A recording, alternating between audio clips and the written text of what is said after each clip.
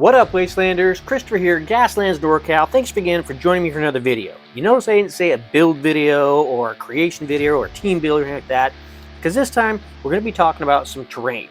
Specifically, what I use when I'm doing my pictures for the builds that I do, how I create all the stuff, what I use, how I do it, why I do it, how I take the pictures, what I use for pictures, all that stuff. We're going to go over in a little bit more detail, so stay tuned. Alright, so if you follow me on Instagram or on Facebook, first, let me just say huge thank you. I appreciate it. Second, if you do, you'll notice that there are a ton of photos and posts and everything else I do for all my builds. Probably close to 1,000 on Instagram now, or maybe a little bit more by now. So there's a lot of stuff out there. And some of the questions I always get for my photos is, how do you do your backdrops? What do you use for your backdrops? How do you do your roads? So that's what we're going to go into for this build. What I specifically use to do these roads, do my little things that I put my builds on when I'm taking pictures for the rotisserie, that kind of stuff. So we're going to go into that, and I'll take you through the process of how I do this and what materials that I use and everything else. So let's get to it. First off, the main material that I use for my roads and stuff is pretty easy. I just use the very cheap dollar store foam core. It's really inexpensive. It's getting more expensive the days go by, but it's already got kind of that gray color and everything, which makes it really easy and really useful when doing roads and whatnot. The only thing I have found is that peeling off the paper, which you want to do on one side or the other, because that'll give you more of the texture stuff instead of just the plain old paper side of things. That will cause the foam in the middle, the foam core, to kind of warp and bend. And there's some different things that you can do to make sure that that doesn't happen. And I've scoured the internet on different ways and different methods to peel off the paper to reduce the amount of warping. I don't, make huge roads or giant buildings or anything out of this stuff, so I don't worry about it all that much, but there are some techniques that I use. So first off, we're going to talk about peeling off the paper from the foam core. The easiest way that I have found is really just kind of take it slow. You want to get the cheapest stuff you can find. That way it's inexpensive. You don't have to worry about screwing it up all that much. So you're just going to peel it off, and I'll show you how I do that with a piece of foam core that I have ready. So here we go. Regular old piece of cheap foam core. Like I said, you want to peel the paper off on either one side or the other to get to the foam core center that gives you more of the texture. And really just kind of take it slow. See, this is really cheap stuff, so it comes off really easy. Don't just try to pull it off, because then it'll kind of rip and tear. Just want to go a little bit at a time and just keep going back to the base, so you're getting in between the paper and the foam core. And that's all there is to it. Now, leaving one side of the paper on the back, that will give it a little more stability, so it's not quite as flimsy. But as you can see, it's already kind of starting to get a little bit of a bend into it, which is what we don't want. So you want the road sitting flat. You don't want it to kind of pop up and look like all the rest of the roads on the highway and stuff like they really look. You want it to be more so stuff can go over it. Now I'm going to peel off the back side of the paper also to show you how flimsy it is and why you only want to peel off one side. If I can get it off without screwing everything up. So again, just doing the same thing. Peel off a little bit slower, a little bit at a time. Now look how flimsy that is. That's definitely not what we want, especially if we're just doing roads and we want it to lay down. We want it to have some weight, so it will stay there and not just get blown over by a stiff breeze like that. So we're going to keep paper on one side to keep it a little more sturdy. Now, if you do happen to peel off both sides for whatever reason, there are different methods that you can use to kind of strengthen it. And that's what I did with this one. And I took some stronger like cardstock and just glued it onto the back of this one with just regular, Elmer's glue, school glue, PVA glue. And so it sticks on really well. Just let it sit for, a few hours so it sticks, and then it makes this whole thing a lot more firm and sturdy. So that's how you get the paper off. Now I'm going to talk about some of the different ways I texture the surface of the foam core. So let me grab some pieces and we'll go over a couple different things that I use to make it look like a real road. Okay, now here's some of the stuff that I have been using recently. The Monument Pro Acryl stuff is just absolutely fantastic. Everything in their line that I've come across works really, really well. So I picked up a couple of their pastes for texturing and stuff. This is the concrete and the gray earth, and I'll show you how those two look. I did a couple of pieces before. Really love, of course, the AK Interactive accumulated dust for the diorama. That works really, really well. But really, any of this stuff can work. Whatever brand you like, whatever texture you like, whatever color you're going for, just use that. But first, I'm going to start with the most technical and the most complicated portion of the stuff that I use, and that is the handy dandy ball of aluminum foil. So I'm going to use the same piece of foam core, and all you do is get, it doesn't even have to be a big ball of aluminum foil. Any size will really do, whatever size is comfortable for you. And this is what you're going to use to do the texturing. And depending on how much texture you want on your road is how hard you're going to press and how much you're going to do this. So I'm just going to go over it. You can't see it yet, but it's making all sorts of little dents and stuff. You don't want to do it, just back and forth, because it'll get kind of a pattern. So you want to make it really kind of random. Get along the edges if you don't want to have to go through and pick it off. And there you go. Now we have some textured road. And this will really come out when I use the dust effect and kind of dry brush over it, and you'll see how it looks. So let's do that first so I can show you how this all comes together.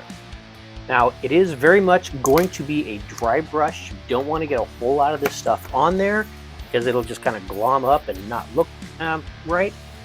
So we're just going to get a little bit on there and dry brush it.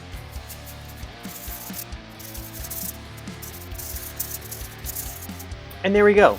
We have more of the textured effect and everything else. Alternatively, you can also do this with a gray, and that will give you more of the gray effect that you can kind of see on here to look more like the dried asphalt or whatever effect you're going for. So that's just how to do the texturing and to get the texturing to come out a little bit more. Now, if we want to make it look more like a road, obviously we're going to have stripes. That's easy to do. You're just going to use some basic white. It can be any white. Cheaper the better, because you're just making stripes in the road. The transportation department isn't going to use the best white because those always come off. So why should you, right? And you're just going to do some straight lines. Now keep in mind, since this is the wasteland, they're not all going to be the same distance and stuff, because stuff has worn off and over the years. But you do want to get it kind of consistent, and you want kind of a fatter brush and keep it in a relatively straight line, because the transportation department isn't that bad. They may go over possums and stuff like that, but it is relatively straight. And there you go, a basic road with some basic lines. Obviously, if I was going to do this for more of like photo quality stuff and everything else, I'd take a little bit more time, but for this, we're just showing off some basic stuff. And that's pretty much it. Now, if you want to get a little bit more detailed and show off a little bit more stuff, you can do the lines on the sides. Again, doesn't have to be a whole lot. Keep it relatively straight.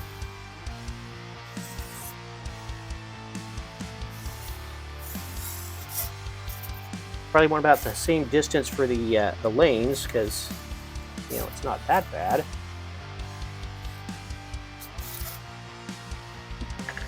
Now, for even more detail, what you can do is just get some different pieces of rock or moss or anything like that you can get for any sort of the basing material. And I like to super glue them down. That's just me. Stuff can come up, especially if you're moving stuff around, it's bending back and forth. The glue will come off. Even the moss and stuff that comes with this sticky side on there, that will eventually wear off. just come right off. So I just take a little bit of the super glue, put it down where I want it. Let's get some more rocks and stuff on here. And then I put these down on top of it. And that will give it more of the, realistic effects and textured effects that you're looking for when you want to take your pictures and stuff. Let that dry. Throw a vehicle on there. Maybe a couple of them. There you go. That's the basics of how you can make a road just using some very simple texturing effects and the high-tech aluminum foil ball. Now let's go a little bit more into the texturing material and the stuff that I use. All right, so I've taken my base road and I've added the backing on the other side of it to make it a little less flimsy, because this is going to add some weight to it. I've got the Monument Hobby Pro Acrylic Concrete Extra Fine stuff, and I've also got the Gray Earth Coarse, and obviously those are going to give some very, very different textures, but we'll go over that once we get everything on here. Now this is a paste, so it goes on really, really, really thick. You can water it down, just up to you how much you want it to spread out and everything else. But we're going to start off with doing some concrete on the side, kind of like a sidewalk. Won't really look like a sidewalk, just because I'm not really going into fine detail. And we'll do the coarse gray earth on the actual blacktop, which will make it a very, very rough road. So let's get those down there, and we're going to use this little spatula thing to kind of spread it out. This spatula comes with a cheap, bag of brushes that you can get from the dollar store. All right, so we're going to start off with the concrete. So you see, it's kind of very much a paste. We're going to use something just to kind of separate where the two are going to go. Probably a little more detail than I was planning on going into, but should look pretty cool. You just spread it on there. As thick as you please. Stuff takes about an hour or so to dry. And then it will dry very hard. It should last you a pretty long time once it's all dry and detailed.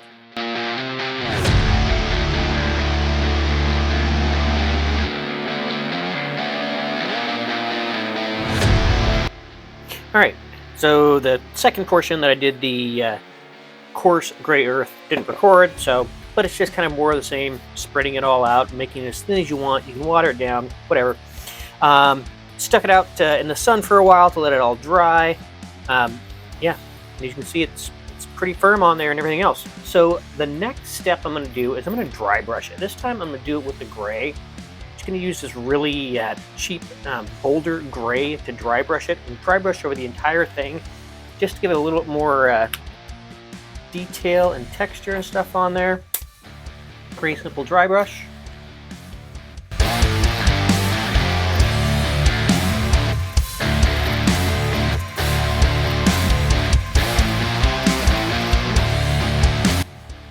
All right, and there we have it. And that's how I do my backdrops for my scenery, my roads and everything else. You can see I added the lines and stuff, added some more of the shrubbery. That's really all there is to it. For my photos, main thing I use is my iPhone. Set it on portrait mode and crop everything out that I don't need. Of course, you need the Gaslands NorCal sticker on there to make pictures come out better. Stick a vehicle on there, looking pretty good. I'll take some photos with these. If you have any questions, please drop them in the comment. I'll get back to you as quickly as possible. If you enjoyed this video, if you learned something, please do me a favor and hit that like button. My goal is to do weekly videos, whether they're vehicle builds or terrain builds, whatever. So if that's for you, please hit the sub button below and ring the bell and get notified when new content drops. I do sell all my builds pretty inexpensively on my Etsy page, so if you want to pick something up that I create or just check out what I've done, you can even request a custom build on there. Until next time, keep your foot on the gas and your finger on the trigger. Gaslands NorCal, signing out.